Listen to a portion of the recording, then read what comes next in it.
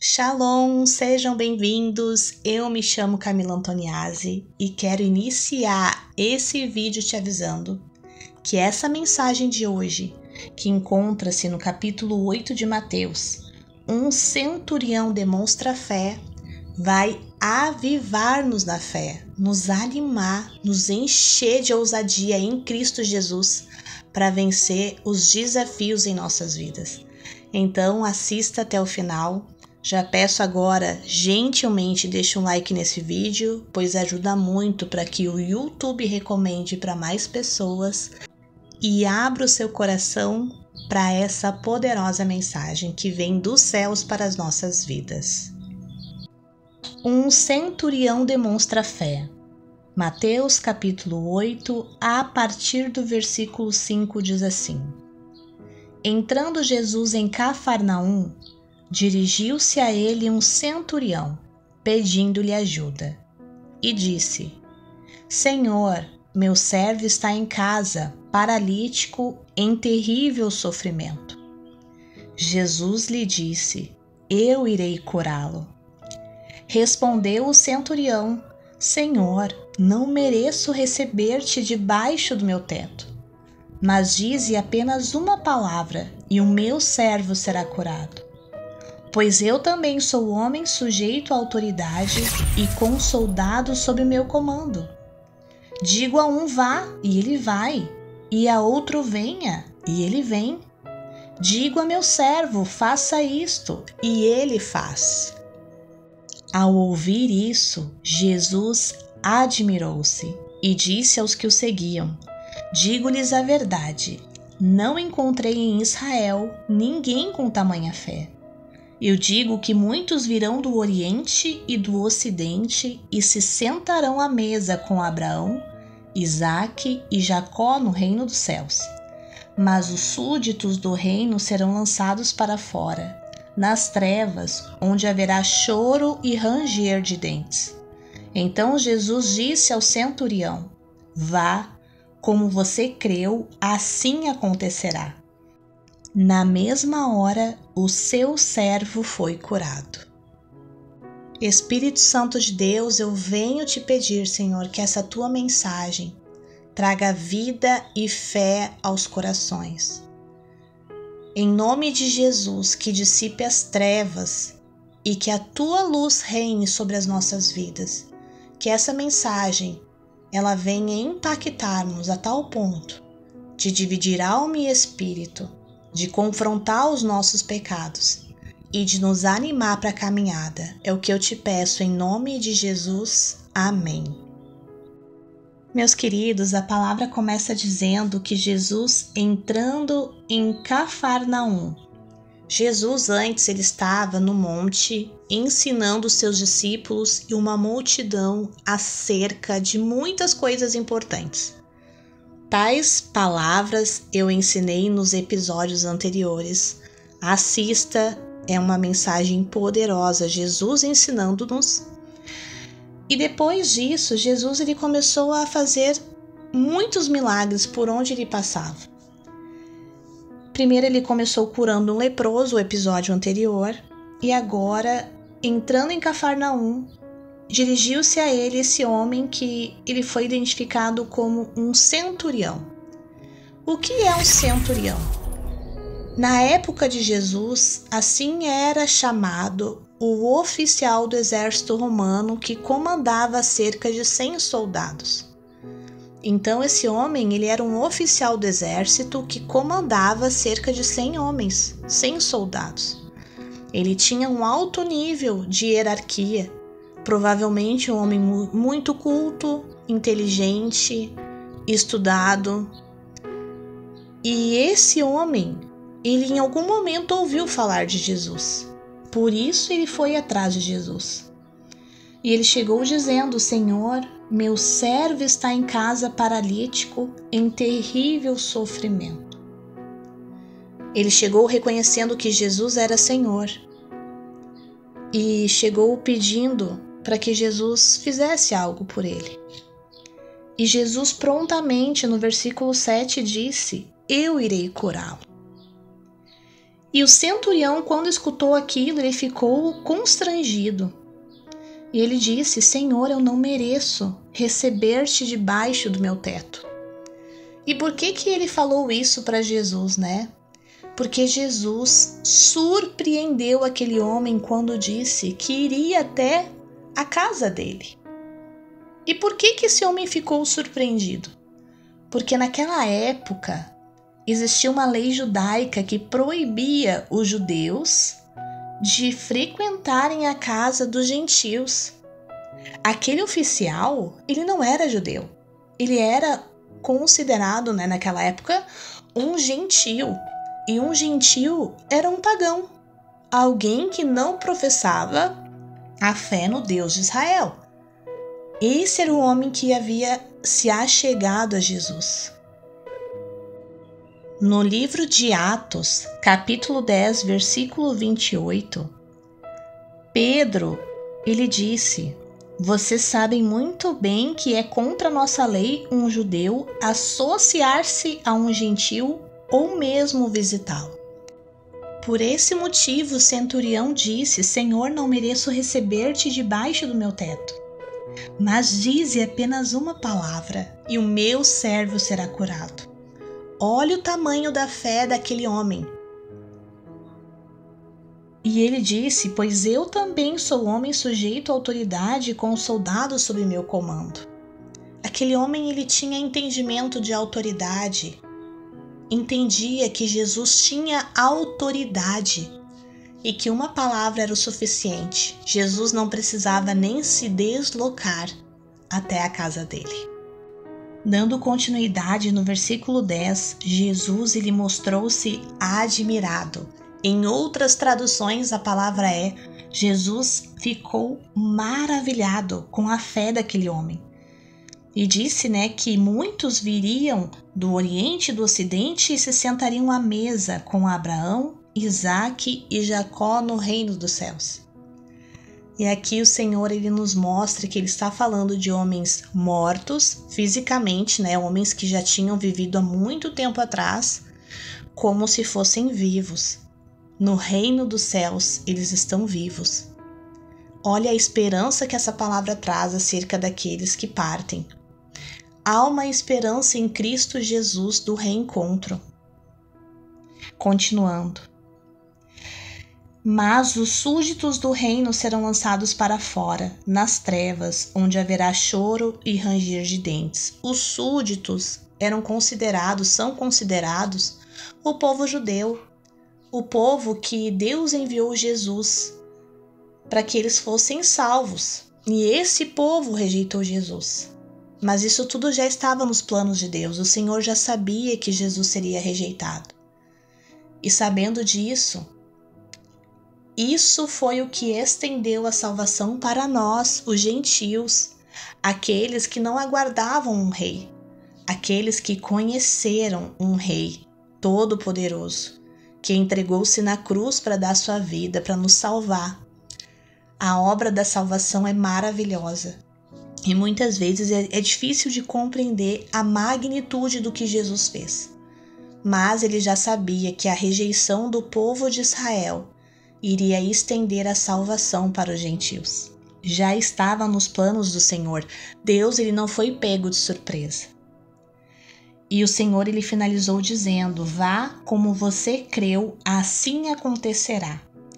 E na mesma hora o seu servo foi curado. Agora eu quero trazer aqui algumas considerações importantes acerca de tudo o que eu expliquei para vocês. Vou trazer uma mensagem prática para os nossos dias, algo que o Senhor me confrontou e me trouxe fé. E eu tenho certeza que fará o mesmo em sua vida. Esse homem, esse centurião, considerado gentil, considerado um pagão que não era hebreu, ele reconheceu a autoridade de Jesus e foi atrás dele. E nesse momento o Espírito Santo, ele nos confronta, nos perguntando se eu e você estamos reconhecendo a autoridade de Jesus. Hoje, Eu e você que aceitamos Jesus como Senhor e Salvador, somos filhos e filhas de Deus. E o Senhor, Ele me disse que muitas vezes agimos como um pagão. Não reconhecemos a autoridade que Jesus tem. Enquanto muitos que não conhecem a Cristo como nós conhecemos, que vivem em práticas religiosas, segundo a palavra, abomináveis, nós consideramos eles como pagãos, mas eles têm mais fé em Jesus do que eu e você. Olha que forte. Pior, muitas vezes, por sermos filhos e filhas de Deus, começamos a fazer acepção de pessoas, porque fulano frequenta a religião A, porque ciclano frequenta a religião B, esse aí não é cristão, esse aí eu não vou me sentar à mesa com ele, eu não vou trocar palavras, eu não vou me contaminar. Meu Deus, Jesus, ele ia na casa desse homem, não entrou lá porque esse homem não quis. Mas esse homem reconheceu a autoridade que há no nome de Jesus. Que as pessoas vejam que a nossa vida, quem governa ela é Jesus, que as pessoas vejam o brilho do Senhor em nossa vida e venham em nós buscar socorro. E nós não iremos dizer não, nós iremos socorrer as pessoas independente da religião em que elas estão. Vamos falar a verdade se vierem falar conosco. Nós vamos sim anunciar a Cristo e dizer que Jesus pode mudar a vida dela e não vamos negar-lhes uma oração. Não vamos negar-lhes uma palavra de bênção. Agiremos como o Senhor Jesus. Eu, enquanto vivia como uma gentia, como uma pagã, foi pessoas com o amor de Cristo que me amaram, que se aproximaram de mim, que conversaram comigo. Foi essas pessoas que me ganharam para Jesus, que me aproximaram do Senhor. Continuando, no versículo 6 ele disse: Senhor, meu servo está em casa, paralítico em terrível sofrimento. Jesus, ele curou aquele homem de uma paralisia através de uma ordem. Distante daquele homem, Jesus não precisou tocar.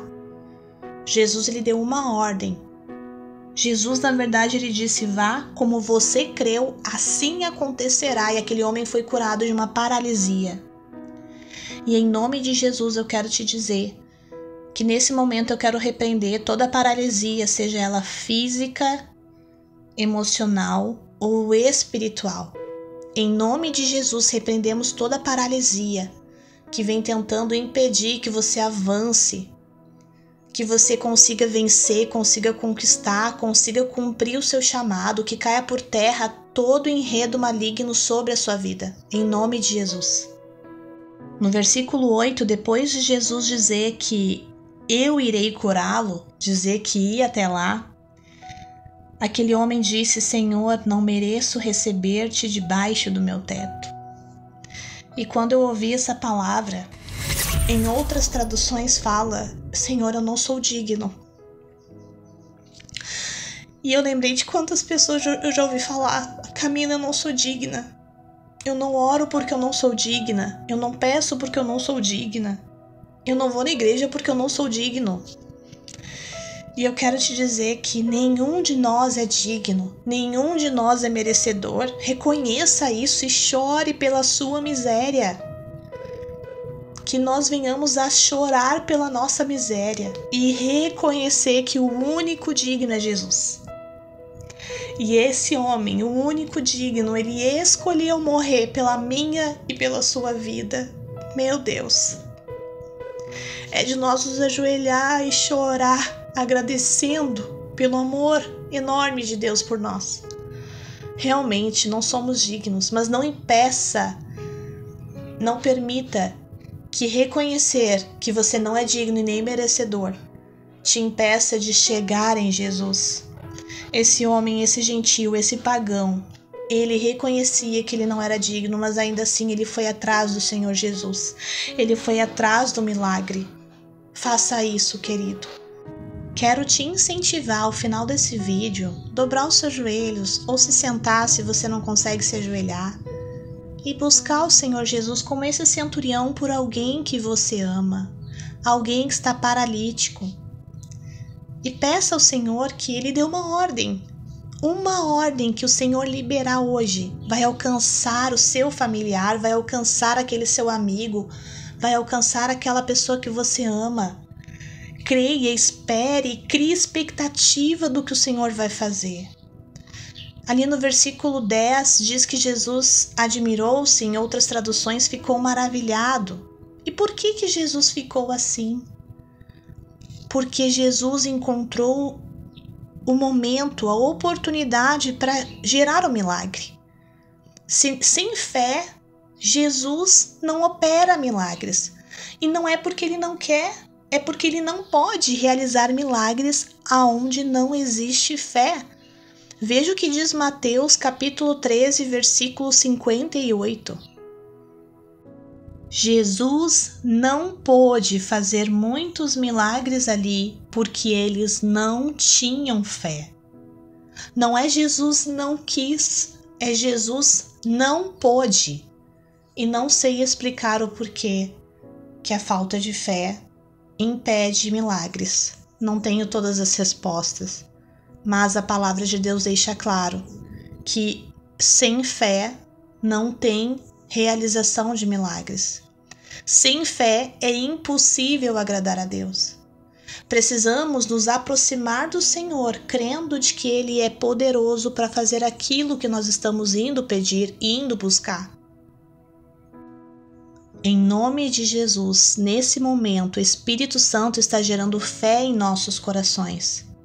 A fé suficiente, a fé necessária para chegarmos na presença do Rei, tendo certeza e convicção da sua misericórdia e da sua graça sobre as nossas vidas, do favor imerecido, da bênção que realmente não somos dignos de receber, mas Ele, porque é bom, decidiu nos abençoar. E qual é a resposta de Jesus para um homem gentil, um homem pagão, que chegou em sua presença cheio de fé, reconhecendo que Ele era Senhor e que Ele tinha poder para livrar o seu servo da paralisia? A resposta de Jesus: vá, como você creu, assim acontecerá. Na mesma hora o seu servo foi curado. Aquele homem, ele chegou lá, identificou o milagre e reconheceu que foi no momento em que ele estava falando com Jesus. E daí nesse momento o Espírito Santo, ele me falou algo, me disse: Camila, tu tem fé? Eu creio que eu tenho fé. Mas ainda que eu tenha fé, tem coisas que eu pedi com toda a fé do mundo e não aconteceu. E daí eu fiquei assim: Senhor, será que a minha fé não foi suficiente? De repente você está aqui se perguntando: será que eu não estou tendo fé? Porque eu tenho pedido, eu tenho clamado e não tem acontecido o que aconteceu, e aquele homem foi na mesma hora o milagre. E eu fui lembrada pelo Espírito Santo sobre Daniel.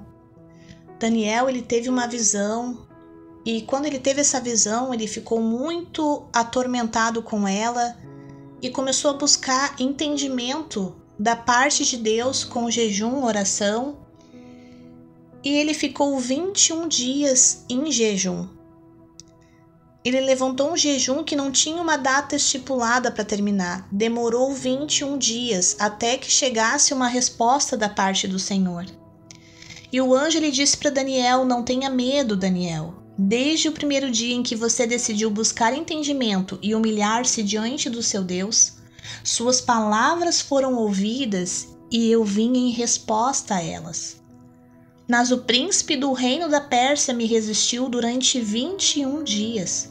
Então Miguel, um dos príncipes supremos, veio em minha ajuda, pois eu fui impedido de continuar ali com os reis da Pérsia. Agora vim explicar a você o que acontecerá ao seu povo no futuro, pois a visão se refere a uma época futura. Ou seja, houve uma guerra espiritual que estava impedindo Daniel de ouvir a voz de Deus, o direcionamento do Senhor. E muitas vezes Deus já liberou um milagre, já liberou a bênção, já liberou a libertação, e está havendo uma guerra espiritual. E como nós estamos nos posicionando em relação a isso? Precisamos orar, jejuar, clamar em nome de Jesus. Jesus, no livro de Mateus, capítulo 17, versículo 21, disse: "Mas essa espécie de demônios não sai a não ser com oração e jejum." Naquela época, o próprio Jesus estava ali, fazendo sinais, milagres e maravilhas. Hoje o Espírito Santo habita dentro de mim e de você, e ele nos deu o poder e a autoridade de repreender demônios, de libertar cativos, de fazer a obra que Jesus fez aqui na terra. Ele disse que nós faríamos obras maiores. Então hoje, mais do que buscar o Senhor e clamar por alguém, que nós venhamos a nos levantar como filhos e filhas do Senhor, que tem sobre as suas vidas o Espírito Santo e a autoridade para nós repreendermos o mal, para nós irmos até as pessoas, declararmos vida, cura, libertação. Ele disse que nós faríamos obras maiores. Ele disse que ele quer curar. Mas ele disse também que nós deveríamos orar e jejuar, pois haveriam demônios que somente sairiam com jejum e oração. Que essa palavra nos posicione em fé para viver e dar passos segundo a palavra e o direcionamento que Jesus já nos deu. Lembre que o reino do céu ele está aberto para todos que depositam sua fé em Cristo Jesus. E quero finalizar te lembrando que está lá no livro de Isaías, capítulo 26, versículo 3. Tu, Senhor, guardarás em perfeita paz aquele cujo propósito está firme, porque em ti confia. Muitas vezes perdemos a nossa paz porque não estamos num firme propósito com o Senhor, porque estamos afastados da vontade dele para as nossas vidas. Se estamos sem paz, precisamos rever os passos que estamos dando, o caminho que estamos indo.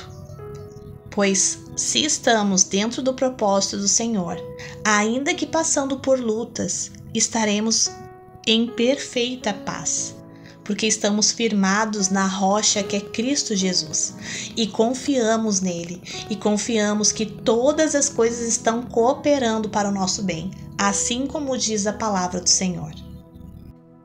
E para a glória de Deus, estamos encerrando mais um vídeo. Eu espero que essa mensagem tenha te animado e tenha te enchido de fé, lembrando o quão poderoso Jesus é e lembrando a autoridade que ele colocou sobre as nossas vidas.